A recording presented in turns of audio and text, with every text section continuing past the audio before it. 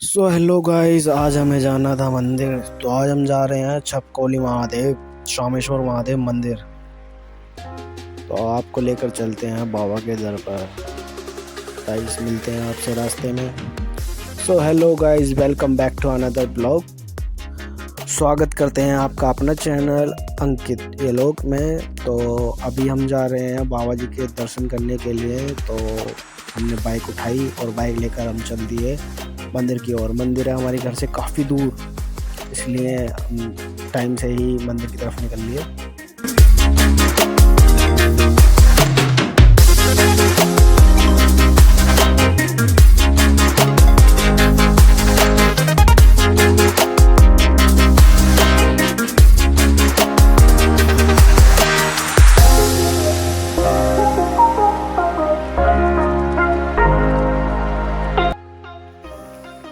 तो अभी हम आ जाते हैं ततारपुर बाईपास पे। ततारपुर बाईपास से आने के बाद मुझे याद आया कि भाई अपनी गाड़ी में तेल भी डलवाना है, और गाड़ी को पेट्रोल पंप की तरफ मोड़ दिया।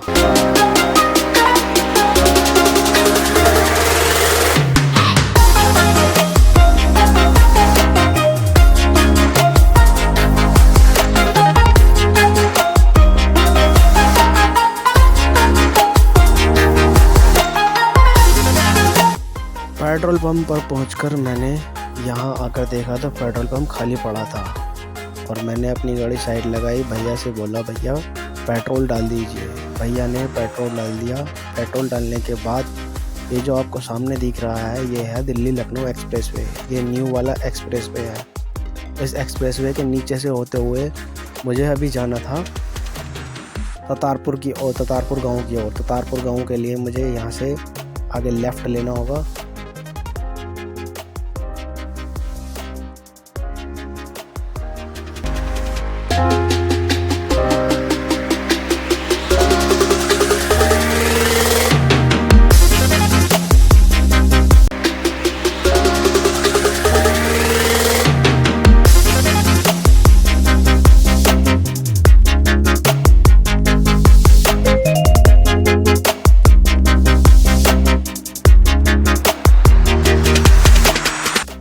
तो गाइस अभी हम आ गए हैं ततारपुर रोड पे। हम जा रहे हैं गांव ततारपुर की तरफ। ततारपुर की एक खासियत है, ततारपुर में बंदे की खेती बहुत ज़्यादा, मतलब एक एक्सट्रीम लेवल पर बंदे की खेती होती है, और यहाँ पर फैक्ट्रियाँ भी काफ़ी अधिक हैं। ये गांव जो है बस एक बंदे की फसल से ही काफ़ी दूर दूर तक फेमस है। अगर किसी को कभी ज़रूरत हो बंदे की बारे में, कोई नॉलेज लेनी हो, तो यहाँ के किसानों से मिल सकता है या मुझसे संपर्क कर सकता है। तो मैं आपको यहाँ से मिला दूँ, इनसे मिला दूँ।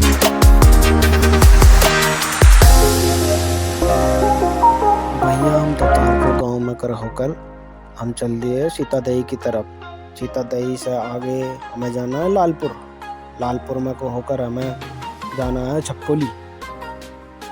अभी हम गाँव ततारपुर में हैं। ततारपुर से चलते हुए हम धीरे धीरे पहुंच जाते हैं अभी सीतादेई। सीतादेई के बाद ये जो आप नज़ारा देख रहे हैं, ये लालपुर के गाँव का है। यहाँ पे किसान जो है, मतलब लालपुर और ततारपुर में बंदे की खेती काफ़ी एक्सट्रीम लेवल पर होती है।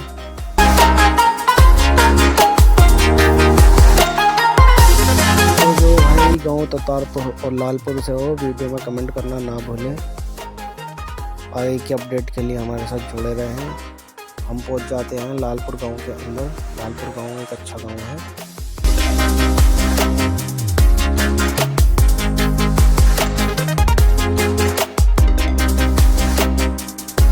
लालपुर के गांवों की गलियों में घूमते हुए ऐसा महसूस होता है जैसे हम किसी पुराने ज़माने की फिल्मों में घूम रहे हों। पुराने ज़माने की फिल्में यहाँ की याद दिलाती हैं।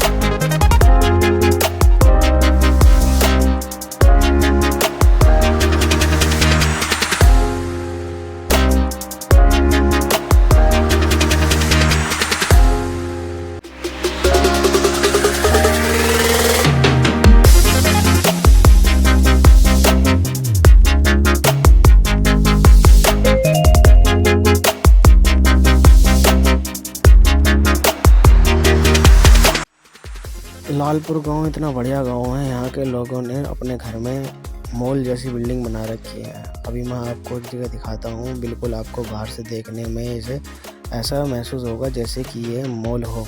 ये जो सामने बिल्डिंग देख रहे हैं ऐसी लगती है सामने से देखने में जैसे कि मॉल हो। मैं तो अपने दोस्तों से बोलता हूँ भाई ये बिल्कुल मॉल जैसा है। कतार लालपुर से निकलने के बाद अभी मैं नहर की पटरी की तरफ चल रहा हूँ।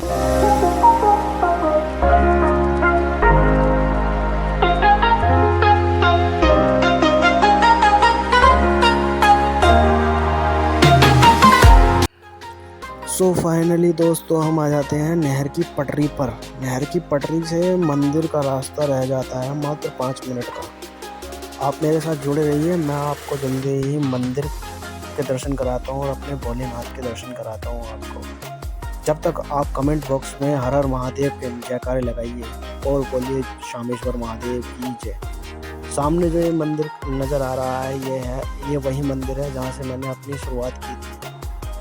ये जो मंदिर है इसकी मान्यता बहुत दूर तक है। एक समय ऐसा था ये मंदिर बहुत ही छोटा था। आज के टाइम में तो ये मंदिर बहुत बड़ा हो चुका है।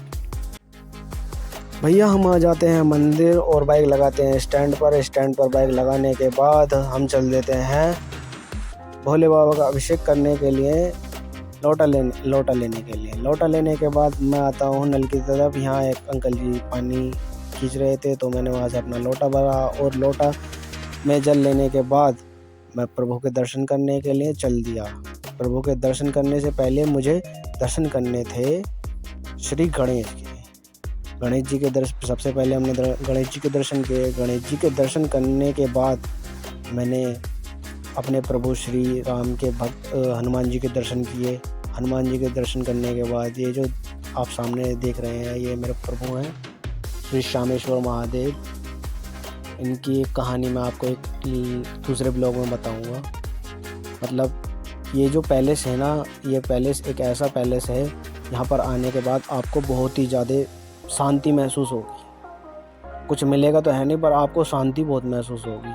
यहाँ की मान्यता ये है आपने अगर सच्चे मन से कभी कुछ मांगा होगा ना तो खाली कभी नहीं जाओगी। पर एक विश्वास अपने मन में आपको रखना होगा कि बाबा मेरा ये काम पूरा करा दीजिए। बाबा हमेशा सुनते हैं। मेरा आज तक बाबा ने कभी हाथ नहीं छोड़ा है। ऐसा तो हो गया है कभी लेट हो गया हूँ पर कभी मेरा हाथ नहीं छोड़ा। उसके बाद हमने किए माता काली के दर्शन, बाबा भैरव के दर्शन। बाबा भैरव के दर्शन करने के बाद मंदिर से बाहर आए, बाबा को प्रणाम किया। प्रणाम करके चल दिए परिक्रमा मार्ग पर। परिक्रमा मार्ग ये जो सामने देख रहे हैं यहाँ मेले के टाइम पर बहुत रश होता है। मेले के टाइम पर रश होने के लिए इसलिए यहाँ पे एक फ्लाईओवर सा बना दिया है जिससे कि आने जाने वालों को तकलीफ़ ना हो और लाइन भी लगी रहे। यहाँ पर 12 ज्योतिर्लिंग की भी स्थापना की गई है जो मंदिर के प्रांगण में ही है। ये सामने जो आप देख रहे हैं ये ओम पर्वत है। अरे भैया कमेंट कर करके बताना कि कौन कौन बाबा के दर्शन करने गया है छपकोली महादेव। छपकोली महादेव पर सावन के टाइम में बहुत ही ज़्यादा भीड़ होती है। मतलब मंदिर बहुत बड़ा है। मंदिर बड़ा होने के बावजूद भी यहाँ पर भीड़ मतलब जलाभिषेक जो होता है बहुत ही ऊंचे लेवल पर होता है।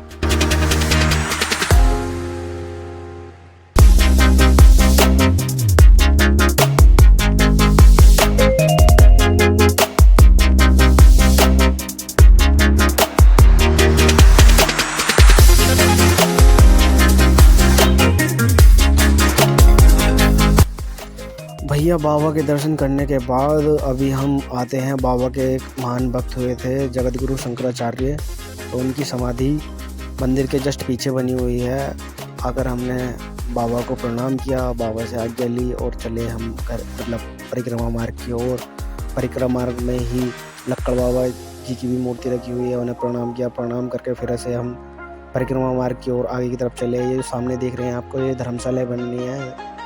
सावन के टाइम पर यहाँ पर काफ़ी अच्छे बड़े भंडारे चलते हैं और मतलब यहाँ पर हरियाली भी काफ़ी अच्छी है इस मंदिर पे। मंदिर में दर्शन करने के बाद बाबा से आज्ञा ली और अपनी बाइक की तरफ आते हैं हम।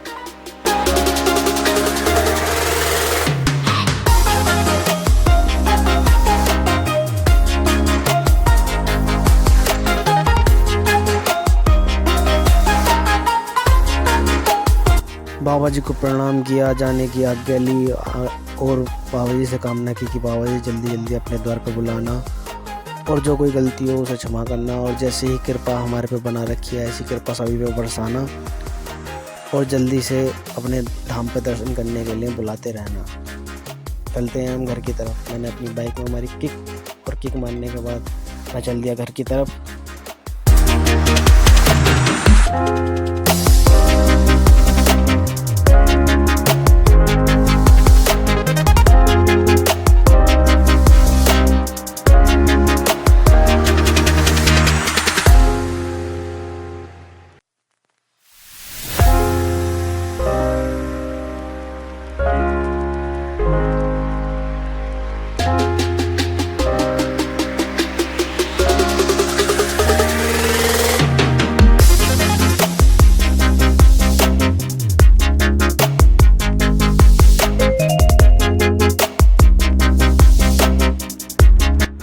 भैया यू जो सामने देख रहे हो यू है छपकोली वाली नहर। और कौन कौन बचपन में इस नहर में नहाया है कमेंट करके ज़रूर बताना। यूँ नहर बहुत ख़तरनाक चलती है, इसलिए प्रशासन ने इस नहर में नहाने पर पाबंदी लगा दी है। फिलहाल आज के टाइम में इस नहर में पूरी तरह से पाबंदी है नहाने पर। हमारे समय में इसमें तो 4 बच्चे बह गए थे, जिसकी वजह से इसमें पाबंदी लगा दी गई है। और मुझे कमेंट करके ज़रूर बताना कि कौन कौन अब भी इसमें नहाता है पुलों पर से कूद के, क्योंकि तुम्हारा भाई तो कई बार ही नहाया और अब भी नहाता है। और जंगलों से होते हुए नहर की पटरी पर हम चल रहे हैं वापस गाँव लालपुर की तरफ। लालपुर से होते हुए हमें जाना है अपने घर पर। ये जो शामेश्वर महादेव मंदिर है ये अपने आप में कई रहस्य दबाए हुए है। ये एक प्राचीन मंदिर है, प्राचीन मान्यता भी इसकी काफ़ी बहुत सारी हैं जो हमारे बड़े बूढ़े हमें बताते हैं। ये कहानी मैं आपको किसी दूसरे ब्लॉग में बताऊंगा। अगर आपको ये ब्लॉग पसंद आता है तो मैं आपको इसके बारे में डिटेल वीडियो बनाऊंगा। अगर इसमें मेरे 100 लाइक्स कंप्लीट हो जाते हैं तो मैं एक इस मंदिर की डिटेल वीडियो बनाता हूँ। फ़िलहाल हम पहुँच चुके हैं लालपुर गांव में। लालपुर गांव से पहुंचने के बाद हम निकल गए थे सीतादेही की तरफ। सीतादेही से निकलते ही रोड के नज़ारों पर, मतलब ये गांव तो बिल्कुल खाली मिलता है, गांव में देखने के लिए भी कुछ नहीं मिलता। सड़कें खाली होती हैं, वीरान जगह होती है।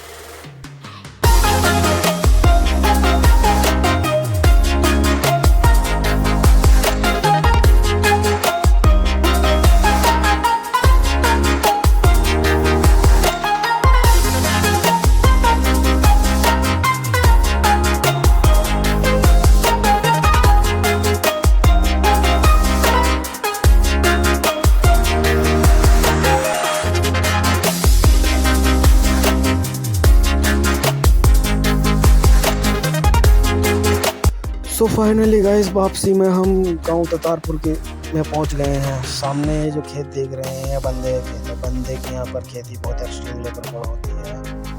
अगर आपको ये ब्लॉग पसंद आया है तो ज़्यादा से ज़्यादा शेयर करें, लाइक करें, कमेंट करें और सब्सक्राइब करना ना भूलें। अगर किसी को यहाँ से बंदे का कारोबार करना है तो मुझसे संपर्क कर सकता है।